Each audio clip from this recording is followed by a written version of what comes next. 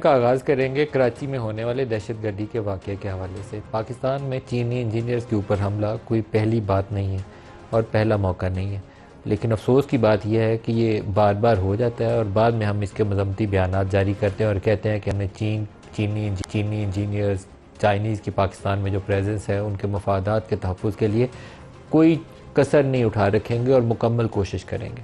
अगर हम मुकम्मल कोशिश करते तो ये अटैक यकीनन ना होता। उसके अंदर पाकिस्तानी फ़ौज के जवान, सिपाही, सिविलियन, इन वाक़यात के अंदर उनकी शहादत होती है। मैं उन सारे लोगों को सलाम पेश करता हूँ जो शहादत उठा रहे हैं। जो चीनी इसमें मारे गए उनके लिए भी दुख और अफसोस का इजहार है, लेकिन सिक्योरिटी अरेंजमेंट में ये कोताही ये काबिल कबूल नहीं है, ये एक्सेप्टेबल नहीं है। इस वक्त पाकिस्तान में SCO समिट होनी है और उस समिट की वजह से ही जो 14, 15, 16 तारीख को अक्टूबर के महीने में, आज से चंद रोज़ बाद इस्लामाबाद में इजलास होना है, एक आम तासुर मौजूद था कि कुछ ना कुछ हमारे जो प्यार मोहब्बत रखने वाले दोस्त हैं हमारे बॉर्डर के उस पार, वो कुछ ना कुछ हरकत ऐसी करेंगे कि इस समिट के लिए ख़तरात जो हैं उनको दोबारा से सर उठाएँ। वो तो हमें उसके लिए तैयार होना चाहिए। ये कहें कि दुश्मन ने ये कर दिया है तो दुश्मन तो है ही दुश्मन है, वो तो ये करेगा काम। हमारे उसके लिए तैयार ना होना और चौकस ना होना, और जो काफ़ी इकदाम हमें लेने चाहिए थे जस्ट टू मेक श्योर कि चाइनीज़ इंजीनियर जहाँ से गुजरे या चाइनीज़ जहाँ प्रेजेंस मौजूद है उनके इर्द गिर्द के इलाके में कोई ख़तरा ना हो, उसके लिए अगर कोई भी किसी ने कोताही बरती है तो वो काबिल कबूल नहीं है। इसकी अकाउंटेबिलिटी होनी चाहिए, एक प्रोसेस होना चाहिए और उसके वो SOPs वज़ा करने चाहिए कि कैसे वो आएंगे और उनकी गुजरगाह के करीब कोई टैंकर खड़ा है या कोई एक अननोन गाड़ी खड़ी है तो कैसे खड़ी है। यही सिक्योरिटी लैब्स कहलाता है।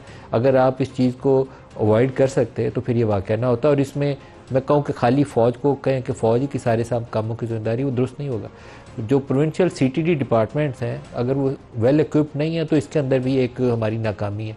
वो वेल इक्विप्ड होने चाहिए। आपने नेक्टा का स्ट्रक्चर बनाया है, फिर एक इंटेलिजेंस की कोऑर्डिनेशन होती है।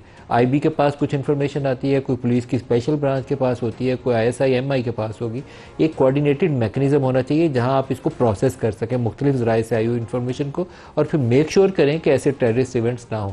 बहुत सारे नाकाम होते होंगे, उनको आप नाकाम करते होंगे ऐसे वाक़यात को, लेकिन जो वाक़यात टेररिज्म का ऐसा हो जाता है उससे हमें कुछ सीखना चाहिए। और चाइनीज़ के ऊपर जो अटैक है मेरे ख्याल में उसके ऊपर एक इजलास होना चाहिए और प्राइम मिनिस्टर को खुद से चेयर करना चाहिए। सारे इंटेलिजेंस के हेड्स उसके अंदर बैठे होने चाहिए और एक स्ट्रिक्ट स्टर्न वार्निंग जानी चाहिए कि इसके अंदर कोऑर्डिनेशन होनी चाहिए। कहीं से भी इंफॉर्मेशन ओरिजिनेट करी थी और उसको हमने प्रोसेस करके टाइमली एक्ट नहीं किया, और इसके सूबों के अंदर जो CTD डिपार्टमेंट है उसको साथ आपको मिलाना पड़ेगा, होम डिपार्टमेंट्स को साथ इंगेज करना पड़ेगा, और फिर एक कम्प्रिहेंसिव आपका एक ओवरऑल अम्ब्रेला बनेगा जिसके अंदर कहीं से भी इंफॉर्मेशन आ रही होगी आप उसके ऊपर उसको प्रोसेस करते हुए टाइमली एक्ट कर रहे होंगे।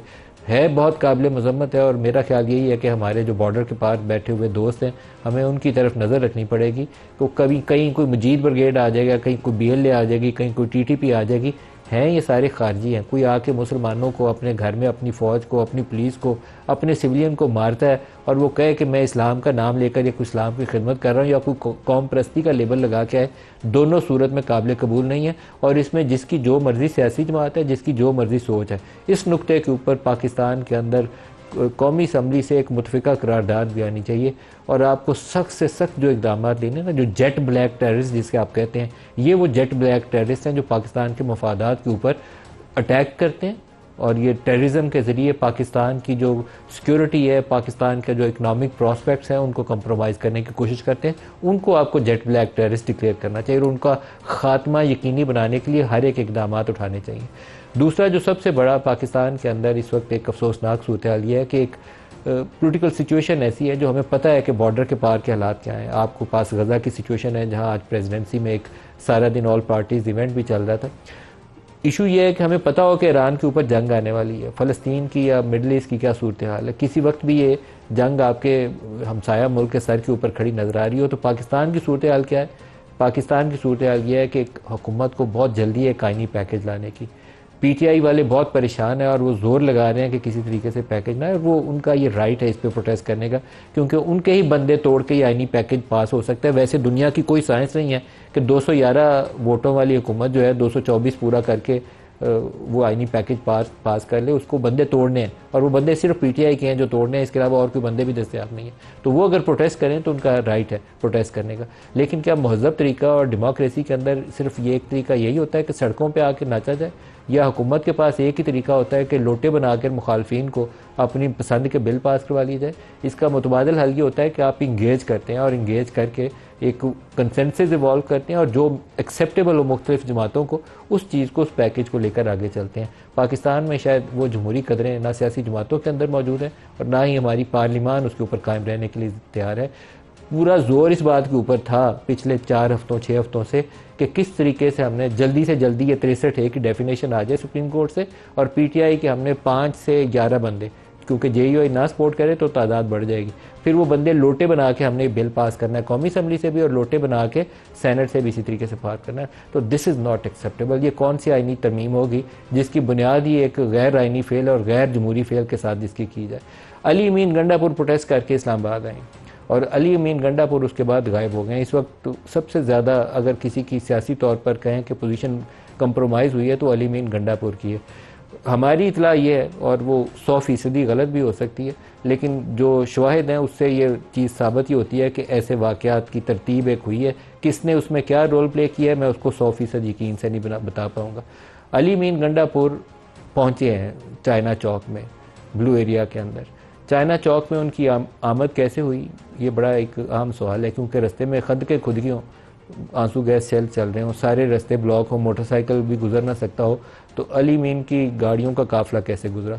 हमारी जो मुख्तलिफ रिपोर्टर्स की और हमारी अंडरस्टैंडिंग ये है कि ये पार्ट ऑफ द अरेंजमेंट था अली अमीन गंडापुर की आमद ब्लू एरिया में, और क्योंकि पहले 2 मौके के ऊपर कभी बुरहान से वापस हुए, कभी कहीं और से वापस हुए, उसके बाद उनकी केपी हाउस रवानगी, और केपी हाउस में डिसअपेरेंस उनकी पहले भी हुई थी 8 घंटे की, और वो भी मिस्टीरियस थी, और हमारा ख्याल है कि उसमें वो इस्टेब्लिशमेंट से इंगेज कर रहे थे। और ये वाली जो डिसअपेरेंस थी ये भी दोबारा मिस्टीरियस है, और दोबारा इसके ऊपर हमारी अंडरस्टैंडिंग ये है कि इस्टेब्लिशमेंट पे कहीं ना कहीं इनकी इंटरेक्शन चल रही थी।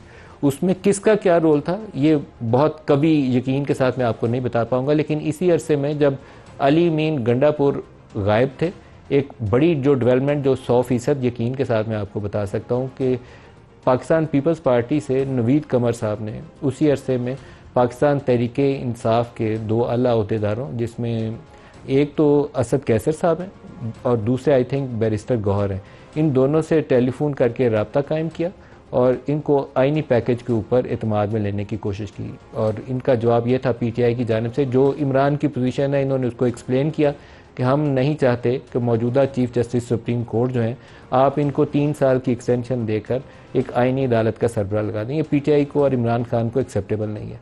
दूसरा, जो आर्टिकल 8 और आर्टिकल 9 और ये फंडामेंटल राइट्स में तब्दीलियाँ करके 9 मई को मिलिट्री कोर्ट्स के अंदर ले जाने की तैयारी थी, उसके ऊपर उन्होंने अपने तहफ़्फ़ुज़ात का इजहार किया। जो हमारी इतला है अभी तक इसके ऊपर, जब तक क्योंकि मसवदा देख ना लें कि नया मसवदा है क्या, कुछ कहना मुश्किल है क्योंकि मसवदा भी रोज़ नया बदल रहा है। हमारी इतला ये है कि पीपल्स पार्टी की जानिब से यकीन दिलाया गया पीटीआई को, असद कैसर को और शायद दूसरे शख्स जो बैरिस्टर गौहर हैं उनको, कि 8 जो आर्टिकल 8 है फंडामेंटल राइट्स का मामला या मिलिट्री कोर्ट्स का मामला, हम उसको नहीं छेड़ेंगे। आईनी पैकेज के अंदर वो आईनी अदालत जो फेडरल कॉन्स्टिट्यूशनल कोर्ट है उसको बरकरार रखना चाहते हैं, लेकिन शायद इसकी सूरत ये होगी कि ये एससीओ समिट गुजर जाए तो इसके ऊपर पेशरफ्त होगी। यहाँ तक मैं आपको बता सकता हूँ कि ये आपस में पैगाम रिसानी हुई है, लेकिन इसमें अली अमीन किससे इंगेज कर रहे थे, इस्टेब्लिशमेंट की कौन सी शख्सियत थी जो इनसे इंगेज कर रही थी, ये शायद अभी इन्फॉर्मेशन के लिए हमें 100% यकीन के साथ आपको बताने के लिए कुछ अर्सा इंतज़ार करना पड़ेगा। लेकिन ये एक बड़ी पेशरफ्त थी। जब सारे अली अमीन को ढूंढ रहे थे तो उसी वक्त ये नवीद कमर का पैगाम जो था ये पीटीआई की क़यादत को गया, जो एक ब्रॉडर अंडरस्टैंडिंग का पेशगमा भी हो सकता है।